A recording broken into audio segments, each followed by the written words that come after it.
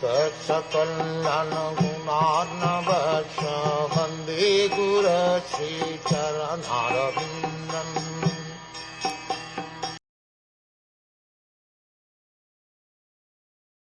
O my Lord, persons who are bereft of the all-auspicious performance of chanting and hearing about your transcendental activities are certainly unfortunate, and are also bereft of good sense.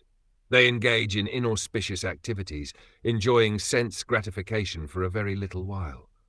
The next question is why people are against such auspicious activities as chanting and hearing the glories and pastimes of the Lord, which can bring total freedom from the cares and anxieties of material existence.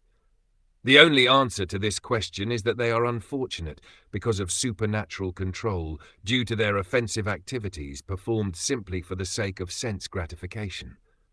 The Lord's pure devotees, however, take compassion upon such unfortunate persons and, in a missionary spirit, try to persuade them into the line of devotional service. Only by the grace of pure devotees can such unfortunate men be elevated to the position of transcendental service.